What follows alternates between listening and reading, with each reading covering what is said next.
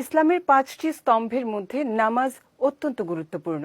তাই একজন মুসলমানের জন্য ৫ ওয়াক্ত নামাজ আদায় করা ফরজ। তবে প্রত্যেক ওয়াক্ত নামাজেরই আল্লাহ তাআলা বিশেষ কিছু ফজিলত দিয়েছেন। এর মধ্যে অন্যতম ফজরের সালাত। ফজরের নামাজের ফজিলত নিয়ে বিস্তারিত ডেস্ক রিপোর্টে। সুবহে সাদিকের পর থেকে সূর্যোদয়ের পূর্ব মুহূর্ত পর্যন্ত সময়কে ইসলামের পরিভাষায় ফজর বলা হয়।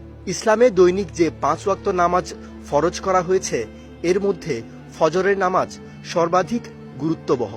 পবিত্র কোরআনে মহান আল্লাহ ফজর নামে স্বতন্ত্র একটি সূরা নাজিল করেছেন। শুধু তাই নয়, মহান আল্লাহ এই সূরায় ফজরের শপথও করেছেন। ফজরের নামাজের নির্দেশ দিয়ে মহান আল্লাহ বলেন, হে নবী, সূর্য হেলে পড়ার সময় থেকে রাতের অন্ধকার নামা পর্যন্ত নামাজ কায়েম করো এবং ফজরের সময় কোরআন পাঠে যত্নবান থেকো। স্মরণ রেখো, ফজরের তিলাওয়াতে সমাবেশ ঘটে। ফজরের নামাজের ফজিলত সম্পর্কে মহানবী সাল্লাল্লাহু আলাইহি ওয়াসাল্লাম বলেন, ফজরের 2 রাকাত নামাজ পুরো দুনিয়া ও তাতে যা কিছু আছে তার চেয়ে উত্তম। ফজরের নামাজ জামাতে আদায় করার গুরুত্ব অনেক। অধিকাংশ মানুষ এই সময় ঘুমের ঘোরে অচেতন থাকে।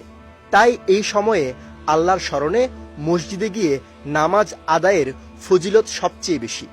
রাসূল সাল্লাল্লাহু আলাইহি ওয়াসাল্লাম বলেন, যে ব্যক্তি এশা ও ফজরের নামাজ জামাতের সঙ্গে আদায় করে সে যেন সারা রাত দাঁড়িয়ে নামাজ পড়ে। এছাড়া অসংখ্য হাদিসে ফজরের নামাজ জামাতে আদায়ের গুরুত্ব ও ফজিলত বর্ণিত হয়েছে।